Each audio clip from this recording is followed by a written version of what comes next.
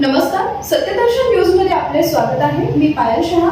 एक नजर टाकूया आजच्या ठळक घडामोडींवर। जुलै सोलापुरातील रस्ता बंद, नागरिकांच्या आंदोलनात खासदार शिंदे ठामपणे सहभागी। तोपर्यंत काम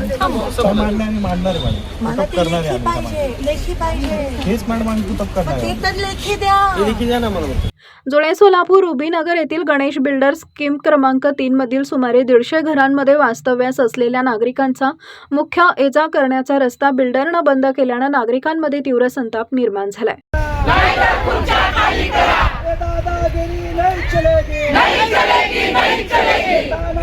या प्रश्नासाठी खासदार प्रणिती शिंदे यांनी नागरिकांच्या सोबत ठामपणे उभे राहत आंदोलन केलं।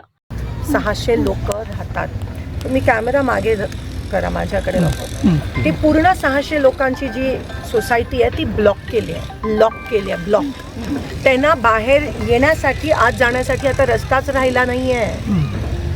मुलं उद्यापासून शाळेला जाऊ शकणार नाहीत, दूधवाला येऊ शकणार नाही, रोजचं सामान खरेदी करा जाऊ शकणार नाही, मरण पावतील इकडची लोक। बघा काय पद्धतीत केलंय त्यांनी।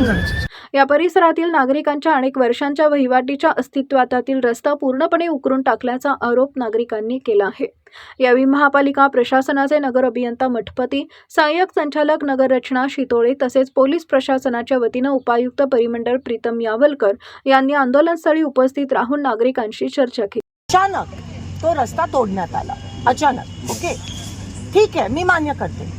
जेव्हा अचानक रस्ता, right of way, constitution article 14-19, जेव्हा राईट ऑफ वे कोणाची बंद केली जाते तेव्हा पर्यायी रस्ता दिला जातो का नाही? ठीक आहे ना, महापालिकेच्या ऐका ना, जातो का नाही? ठीक आहे, डोक्यावरून पाणी गेलं, अजूनही पर्यायी रस्ता नाही। पर्यायी रस्ता नागरिकांना उपलब्ध करून देईपर्यंत बिल्डरला कोणतेही काम करू दिलं जाणार नाही, अशी स्पष्ट हमी प्रशासन व पोलीस प्रशासनाच्या अधिकाऱ्यांनी दिल्यानंतर खासदार प्रणिती शिंदे यांच्या नेतृत्वाखाली आंदोलन स्थगित करण्यात आले।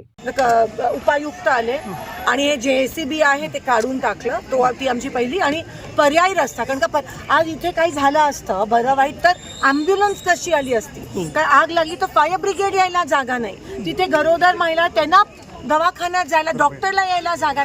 म्हणजे तुम्ही विचार करा, ह्याचा काही विचार न करता प्रशासनाने एवढा हा ढासळ कारभार आणि सगळे वरपासून खालपर्यंत मॅनेजर लाचार झालेत, बरेच अधिकारी। आता शेवटी हे उपायुक्त आले आणि आम्ही सांगितलेलं काम थांबवा, काम थांबवलंय आणि रस्त्याचं काम सुरू करण्याचा शब्द दिला। ते JCB पण आणि रस्त्याचं काम आता थोड्या वेळात सुरू होईल। शेवटी लोकशाहीचा विजय मला असं वाटतं 10-20% आता झालं, अजून लढाई आपल्याला लढाई। ओके।